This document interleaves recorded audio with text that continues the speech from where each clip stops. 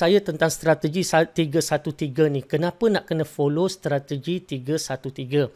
Sebab ada yang fikirkan bahawa bila dia lihat kaki di kiri dia dah mula membesar ataupun grow, maka dia mula rasakan kenapa perlu dia letak di kiri? Maka dia terus letak ke kanan. Tak sabar-sabar letak ke kanan, panik letak ke kanan dan tamak membuatkan dia buka ke kanan. Baik, dia lupa bahawa kaki di sebelah kiri itu grow disebabkan semua orang yang di atasnya buat kerja ikut strategi 313. Sebab itulah dia dapat downline, dia dapat orang walaupun dia tak buat apa-apa lagi. Jadi sebab itu kalau kita nak berjaya dalam Atomy mengikut strategi 313, maka kita kena ikut peraturan dan jangan kita bantah dan jangan kita buat cara kita. Baik, mari kita lihat. Okay, mari kita lihat tentang katalah ni sekarang ni upline. Okey, upline. Okey, kalau kita tengok ni kita ada upline. Okey, ni upline kita kan. Okey, bila upline kita ni dia akan taja kita. Okey, bila dia dah taja kita, baik kita pun akan taja orang. Baik, katalah kita ada orang pertama kita nak taja, maka orang pertama kita akan letak ke kiri seperti mana yang saya katakan. Baik, mungkin upline pun dia dah campak orang dah. Mungkin upline dah campak orang kat sini. Jadi kalau orang upline dah campak orang kat sini, kita letak ke kiri, dia akan ke bawah lagi lah. Tapi dalam bab ini, saya cuma nak ceritakan tentang kita sahaja.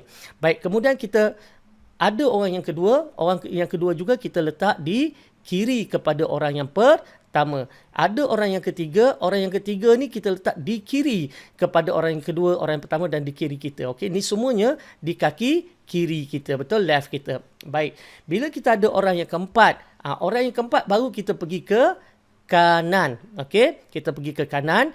Tetapi orang yang kelima, kita akan patah ke kiri kepada orang yang keempat. Maknanya, orang yang kelima akan jatuh ke kiri.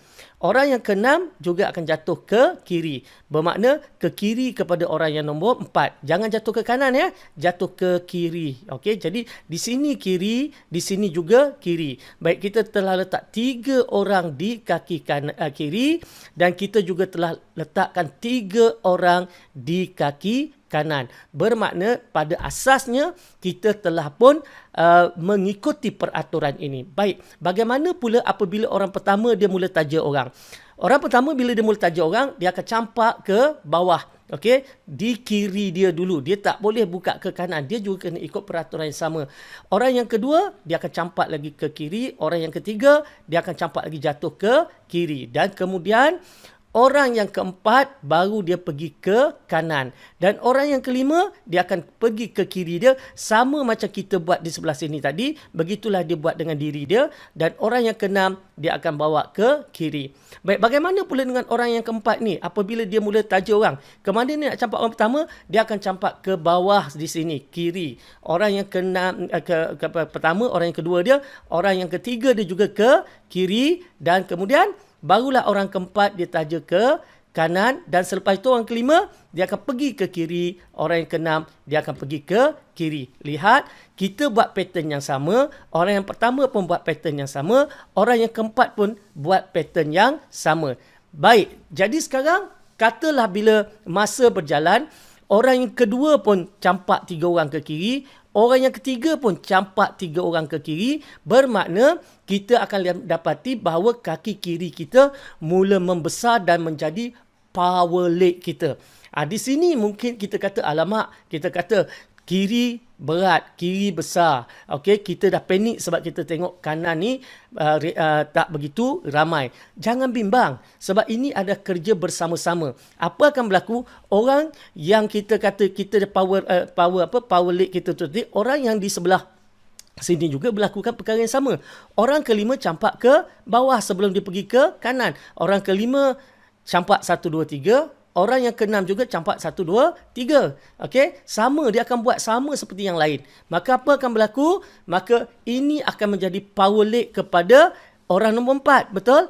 Tadi kita ada power leg orang kita di sebelah sana. Sekarang power leg kepada orang nombor 4 di sebelah sini. Tetapi apa berlaku? Yang berlaku ialah kita sudah ada 2 power leg. Satu di kiri dan satu di kanan. Maka ketika itulah kita mula mendapat income dengan rancak. Sebab itulah kita nak susun sebegitu. Dan Apa lagi yang kita perlu lakukan? Kenapa kita perlu lakukan sebegini? Ini akan mudahkan kerja kita. Kita tak payah nak fikirkan terlalu banyak cabang-cabang di dalam. Itu bukan kerja kita. Dan contohnya, katalah nanti adalah seorang di bawah ni beli 10,000 PV, okey? Dia beli 10,000 PV. Maka apa akan berlaku? Semua orang di atas, kata ada 2 kiri kanan beli 10,000 PV barang, semua orang di atas akan dapat 10,000 PV. Okey, semua orang di atas, maknanya semua ni akan dapat 10,000 PV. Bila orang ni beli 10,000 PV, semua ni akan dapat 10,000 PV termasuk kita.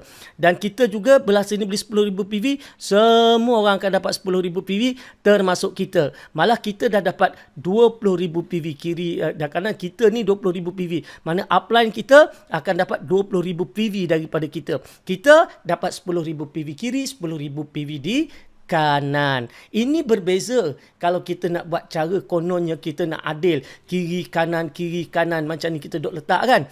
Apa akan berlaku? Siapa nak jaga 1, 2, 3, 4, 5, 6, 7, 8, 9, 10, 11, 12, 13, 14, 15, 16 kaki kat bawah ni. Siapa nak jaga ni?